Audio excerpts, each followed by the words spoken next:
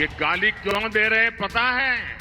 मैं इनके सैकड़ों हजारों करोड़ रुपयों के घोटालों की पोल खोल रहा हूं। मोदी की गारंटी 24 जीतेगी बीजेपी। ये मोदी की गारंटी है दोस्तों। बीजेपी को प्रचंड जीत दिलाने के लिए प्रधानमंत्री मोदी उत्तर प्रदेश समेत पूरे देश में ताबड़तोड़ रैलियां कर रहे हैं। इस कड़ी में प्रधानमंत्री मोदी कल बाबा विश्वनाथ की धरती पर पहुंचे। महादेव का आशीर्वाद लेने के बाद प्रधानमंत्री मोदी आज सपा के गढ़ में पहुंचे और परिवारवाद, भ्रष्टाचार पर जमकर गरजे। अब की बार 400 पार, अब की बार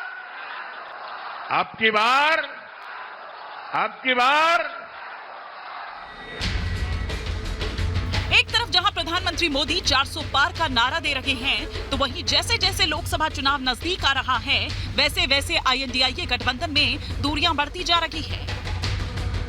चाहे बिहार हो या बंगाल, पूरब से लेकर पश्चिम तक, उत्तर से लेकर दक्षिण तक, INDIA गठबंधन में फूट की आहट आने लगी है। अब बंगाल ही देख लीजिए। दीदी ने खुला ऐलान कर दिया कि उनकी पार्टी TMC बंगाल में अपने दम पर हुंकार भरेगी। ममता बनर्जी ने सभी सीटों पर अपने उम्मीदवार उतार दिए। पंजाब में मान सरकार ने पहले ही अपना दम दिखा दिया। तो इधर दिल्ली के मुख्यमंत्री केजरीवाल कुछ अलग ही करने में जुटे। पहले सुनिए कि केजरीवाल क्या कह रहे हैं। अगर आपका पति कहे मोदी, तो बोलना शाम का खाना नहीं मिलेगा। जितनी माताएं हैं, सारी माताएं अपने अपने बेटों को अपने सर की कसम खिलाएंगी कि इस बार केजरीवाल को वोट देनी है। सुना आपने केजरीवाल कैसे कस्में खिला रखे हैं। केजरीवाल अपने बयानों के बाद घिरते नजर आ रहे हैं। बीजेपी ने केजरीवाल को चौतरफा घेर लिया।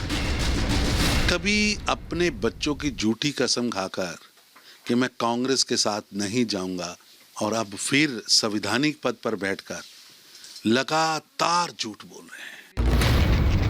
24 के लिए केजरीवाल ने अपना एजेंडा बिल्कुल साफ कर दिया है। केजरीवाल आधी आबादी के जरिए 7 सीटों को साधने की कोशिश कर रहे हैं, लेकिन वही विपक्ष के सामने मोदी नाम का पहाड़ है। दिल्ली में चुनौती कम नहीं। बीजेपी ने पिछले चुनावों में क्लीन स्वीप किया था। अब देखने वाली बात होगी कि 24 के रण में बीजेपी 400 पार कर पाएगी या INDIA कुछ करिश्मा हो जाए, इसका इंतजार करेगी। Bureau report, Republic Bharat. और इसी पर और विस्तार से चर्चा के लिए तमाम खास मेहमान हमारे साथ जुड़ चुके हैं। स्टूडियो में पहले जो मेहमान हैं उनसे परिचय करवा देती हूँ। शहजाद पूनावाला हमारे साथ जुड़ चुके हैं, बीजेपी के स्पोक्स पर्सन हैं। साथ ही साथ आम आदमी पार्टी का पक्ष रखने के लिए संजय मिश्रा जी हमारे साथ जुड़े हुए हैं। दुष्यंत नागर जी हमारे साथ जुड़े हुए हैं और TMC के लीडर संजय सरकार भी इस वक्त हमारे साथ हैं। लेकिन सबसे पहले संजय मिश्रा जी, आप ही से शुरुआत करना चाह रही हूँ, क्योंकि बड़े कस्बे, वादे, प्यार, वफा, न जाने क्या क्या आप खिलवा रहे हैं महिलाओं को। आपकी पत्नी भी आपको कोई कसम तो नहीं खिलवा रही है? ये क्या है? ये किस तरह की पॉलिटिक्स लेकर आए हैं आप लोग?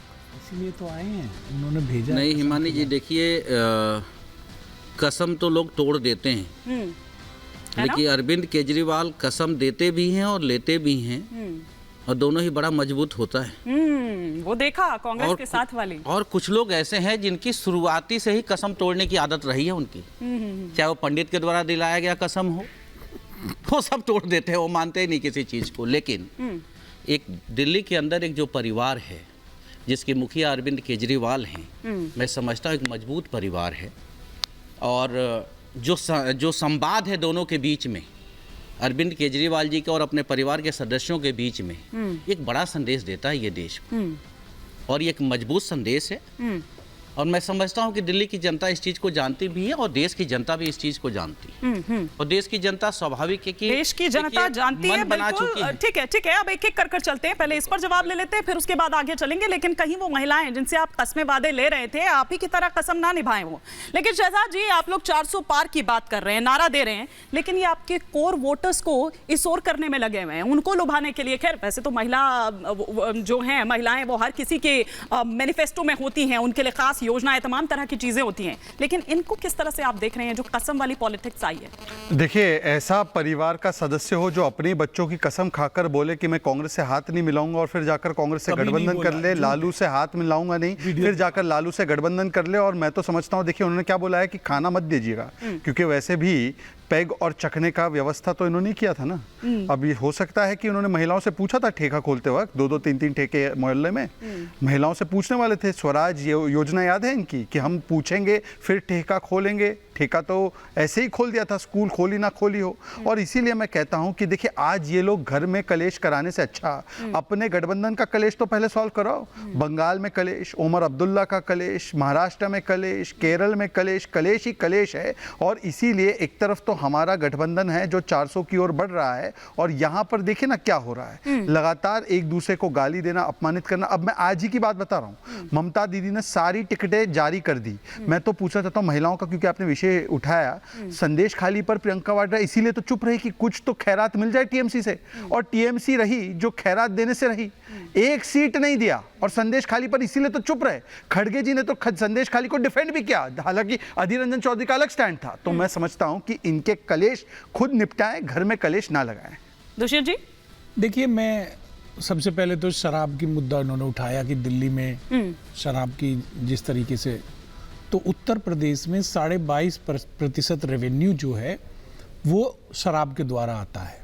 तो शराब की बिक्री अगर देखेंगे कहीं भी तो भाजपा शासित राज्यों में बहुत ऊपर है, और दिल्ली में शराब के ऊपर दिल्ली की जो अर्थव्यवस्था है वो डिपेंड नहीं है।